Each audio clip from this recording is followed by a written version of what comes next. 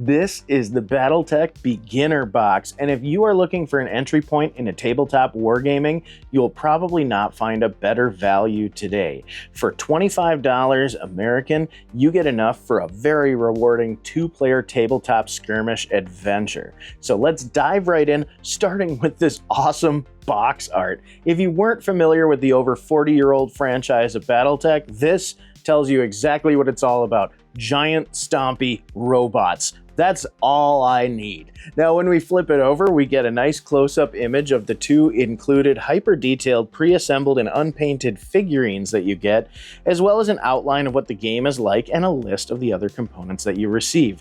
It's a lift-off top box that features a nice vacuum-formed organizer that holds all of its components neatly in place. Inside, we're going to get the Battletech Beginner Box Abridged Rule Set. Now, yes, that's correct. The rules for this are actually abridged when compared to Battletech, A Game of Armored Combat, which is the full detailed classic Battletech rule set. You will also get this Golden Rule novella. This one is kind of neat. It's by William Keith. It's kind of like a pulp sci-fi novel that gives you a little peek into what the fiction surrounding this universe is like. And speaking of that, you also get the instant guide to the Inner Sphere, which explains the greater lore surrounding the game in a very simple manner. There are over 40 years worth of fiction novels tied to this. You can become a huge fan of Battletech without ever actually playing the game. Now, moving on to the other contents, we get two six-sided dice with 6 pips, range 1 through 6, I should say, so traditional D6s. Now, though this is the minimum required to play the game, even the rule book in this advises that you acquire some others, particularly of varying colors, to help you track the mech's movements around the board. You get 2, as I said before, very nicely detailed, unpainted, pre-assembled mech figurines that are ready to play with right out of the box. You get this lovely map here divided into little hex spaces, and it's double-sided, featuring 2 different terrain loadouts, as well as 7 terrain tokens, allowing you to alter the terrain for each given skirmish. You also get 8 of these cardboard punch-out proxy figurines for various mechs that have their cards included here. You get these 8 double-sided mech cards. You will use these to track your damage and pay attention to all the attributes that whichever particular model mech that you have has. And the mechs, each one of these will come with a variant. So if you're running a lance of 4 mechs, you can actually choose 2 different variants for each of the mechs in your lance to get different weapon loadouts, which I thought was neat. We also get 4 double-sided pilot cards that allow you to add a hero pilot to your lance that has special abilities and modifiers. Now, as I said before, compared to the Game of Armored Combat, which is the full version of the game, this is abridged. And that's something that I really appreciate about the Beginner Box. There are 3 possible boxes that you can get as entry points into the Battletech tabletop universe. One of them is called Battletech Alpha Strike. It's even more simplified than the Beginner Box. Your player cards are much smaller with fewer items to track. You don't need the hexes on the map. You can play with a tape measure, some terrain features, and your figurines. It's a much faster paced version of the game made for larger scale battles. The reason why it's easier to play larger scale battles with a simplified rule set is if you go into the full game, which is called A Game of Armored Warfare, which is the other large entry level box. That one being for players who want to use the full unabridged rule set, which includes all kinds of extra stuff. These you're just basically paying attention to armor, damage, and ammo. When you get into the full unabridged rule set, you're also accounting for things like heat and pilot skill when navigating over terrain. Excessive heat can cause your mech to shut down, or it can, you also have things like critical hits in that full rules that can cause ammunition stored in your mech to explode as well. So it requires a lot more attention to detail and a lot more strategy. That being said, I really admire the fact that you can go super simple intermediate, or hyper complex with your entry points, depending on what type of experience that you want. However, all of the components translate between all three different versions of the game. So if I buy a miniature and I use it for Alpha Strike, I can take that same miniature and move it right on over to use the beginner rules, or right on over to the Game of Armored Combat Classic rules.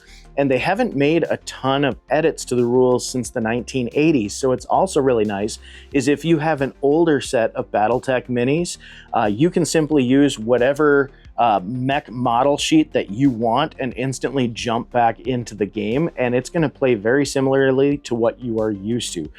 I really don't like how there are a lot of tabletop games that are constantly adjusting and refining the rules. For me, it's kind of one of those, when it's already complicated enough, I would really like things not to change on me and have to change it up. I'm sort of a creature of habit, and I really appreciate that this game, though I mean you're getting the cardboard proxies as opposed to plastic figurines, it is enough for two players to fight against each other with full lances. So you could buy this beginner box and never upgrade. If you're only ever going to play with one friend and you just want to know the base rules, you can come up with tons of different scenarios and get hours upon hours of fun with this. Or you can go hard, buy yourself some custom mech figurines, make your own custom lance, and still use all of the components and eventually upgrade to the higher difficulty rules. In fact, though the score sheets that come with this are abridged, you can get the score sheets pretty readily online. However, I would recommend checking out an app called Flex Sheets, where they have a compendium of all of the different models of the mechs, and it helps you electronically score the game. It can even help score your opponent for you. So the app will track both damage and ammunition. So if you're attacking, it'll help you resolve the attack, and it will issue damage to your other player's scorecard. So it automates all of the administrative work and scorekeeping that you would normally do with a pen and a pad. Now, these mech cards that come with it do have like a light coating on them, and they do say in the rules to use a wet erase fine point pen or dry erase fine point pen. However, I'm really averse to marking something that I'm gonna have to reuse, so I actually put these in little Ziploc bags and use that as a dry erase surface with a little fine tip pen. And I'll look at getting half-page size card sleeves for this, because I don't want to mark directly on the card. But the dry erase was really easy to use, and all I had to do was track ammo and mark these little dots that you see on the mech are armor points. So you just mark those off as you take hits playing throughout the game. This was such a treat. I do recommend getting the additional dice that are highlighted in the book. You'll want to track your mech's movements by placing a D6 next to it with the damage modifier up. However, it helps to get multiple colored dice so you can denote whether the mech was stationary, running, or jumping, because that will also affect your damage modifier when you're playing the game. So it's not unusual to see advanced players playing this game where they both have mech figurines and different colored dice on the table in order to track how that mech moved around the environment. So there are a few little things that you might want to pick up to enhance your gameplay. I know that's the first thing I'm going to get is some additional colored dice to track what the mechs are doing. And they even have custom printed dice too. I don't know if I'm going to get that fancy, but I've seen some that actually have like all of the Mech Warrior modifier numbers like they appear in the manual as well. Or I should say Battletech, I'm sorry. Mech Warrior is a series of video games associated with Battletech, and if you love big stompy robots, check out Mech Warrior 5 Mercenaries by Piranha Games. They're still supporting it with awesome DLC. I'm super enthusiastic about that game. It's one of my favorites. My entry point in Battletech was actually the 1994 cartoon, which is terrible, but the toys absolutely captured me as a kid. The toys had these neat little launching missiles, and if you hit weak spots on the mechs, they fell apart.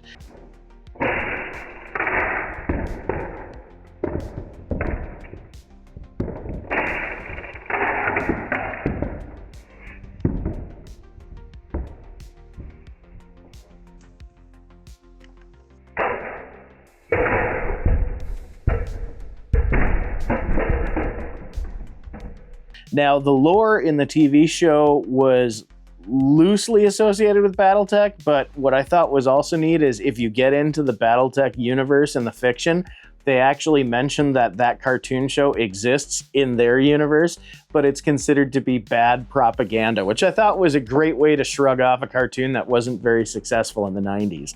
So there's just a lot of nostalgia for me. I mean, like I said, this game dates back to the 80s.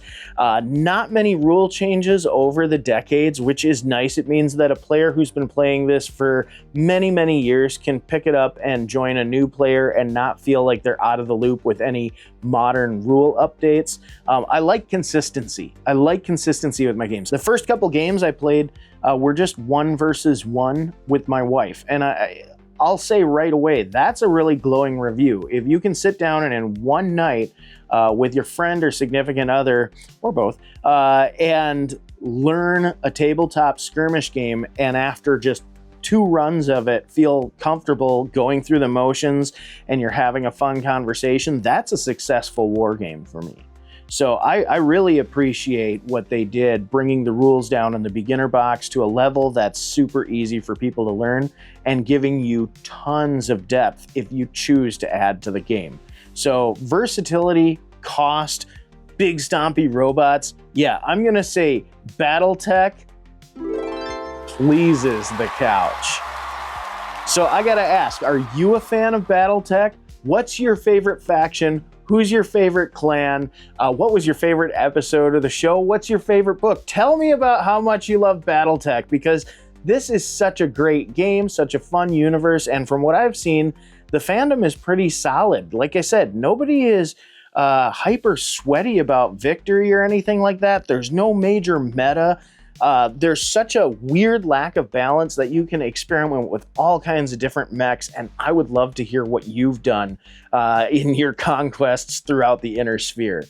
Thanks so much to my couch potatoes, the channel members who make awesome episodes like this possible. I couldn't do it without you. And thank you for joining me today. I love looking at these awesome games with you, and I can't wait to do it again soon. We'll see you next time.